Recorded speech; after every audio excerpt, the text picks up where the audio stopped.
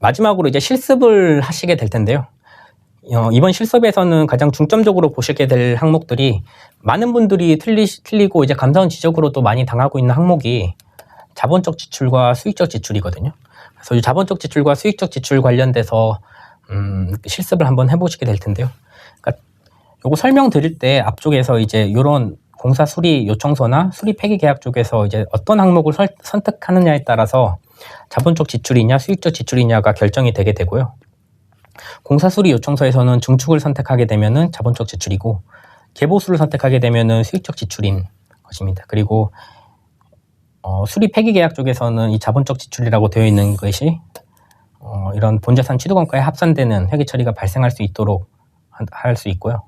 그리고 수익적 지출 쪽에서는 이 수익적 지출을 선택을 하셔야지 단기 비용 처리가 되게 되는 회계 처리가 발생하게 됩니다. 그래서 자본적 지출인지 수익적 지출인지는 이런 예산안 같은 거 편성된 것들 통해서도 확인하실 수가 있고 편란과 국가회계 기준에서도 어떤 게 자본적 지출이냐 어떤 게 수익적 지출이냐에 대한 개념을 적어놓고 있거든요.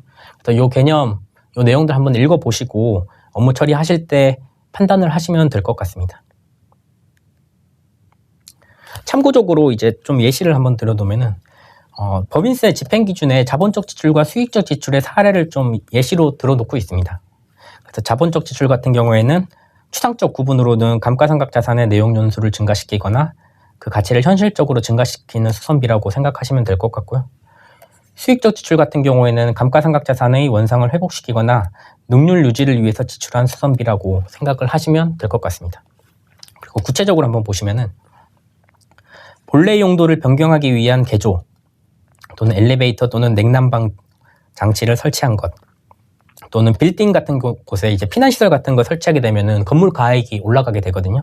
이런 경우도 이제 자본적 지출이라고 생각을 하시면 될 것 같고 재해 등으로 인하여 멸실 또는 훼손되어 본래 용도에 이용할 가치가 없는 건축물, 기계, 설비 등을 복구를 했다라고 하면 이것도 자본적 지출이라고 생각을 하시면 될 것 같습니다. 그리고 기타 이런 사항들과 비슷한 항목들은 자본적 지출이라고 생각하시고 업무 처리 절차 하시면 될 것 같고요.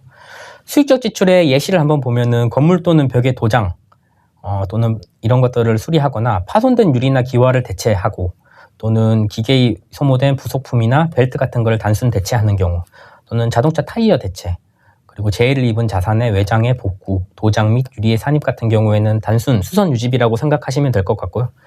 이것과 비슷한 건들은 다 수익적 지출이라고 생각하시고 업무 처리 절차 하시면 될 것 같습니다.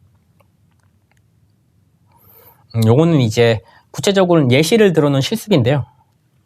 한번 이거 풀어보시고 답부터 먼저 말씀을 드려보면은 첫 번째 케이스 같은 경우에는 건물 옥상에 있던 고장난 누수 방지 시설을 수리하는 공사인 경우에는 만약에 이 건물에 누수 방지 시설이 없어서 설치를 했다 하면은 이거는 자본적 지출이 될 가능성이 있습니다. 왜냐하면은 이런 누수 방지 시설을 설치함으로써 그 자산의 가액을 증가시킬 수 있는 계기가 될 수가 있거든요.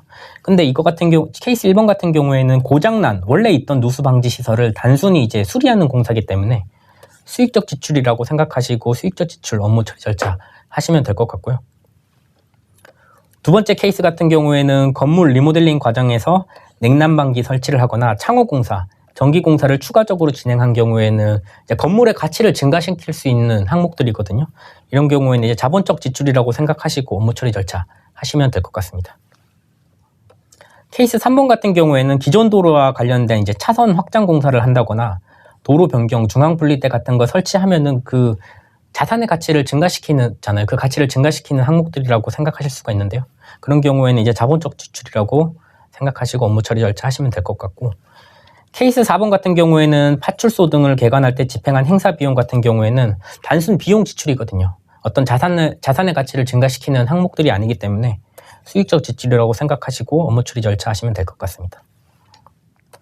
케이스 5번 같은 경우에는 이제 4번 때 예산이긴 하지만은 4번 때 예산 같은 경우에는 예산안 편성 지침에는 자본적 지출 관련돼서 지출할 때는 4번 때 예산을 지출하라고 되어 있지만은 이 항목이 일괄적으로 적용하기가 힘들기 때문에 물음표로 해놨고요.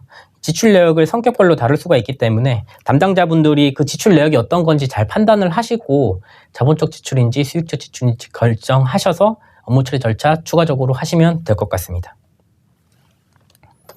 케이스 6번 같은 경우에는 임차한 건물에 엘리베이터를 설치한 경우인데요. 이런 경우에는 이제 건물에 이제 엘리베이터 설치하게 되면은 건물 가액이 증가하게 되잖아요. 그래서 케이스 6번 같은 경우에는 자본적 지출로 선택을 하시고 진행을 하시면 될 것 같습니다. 이상으로 2019년 국가회계교육 국가회계 실무 과정 국유물품 업무 유형별 오류 사례 및 해결 방안에 대한 내용들을 살펴보았고요. 이번 강의를 통해서 국유물품 업무 담당자분들이 업무 처리 오류를 감소시켜서 감사원 지적사항을 피할 수 있는 계기가 되었으면 좋겠습니다. 감사합니다.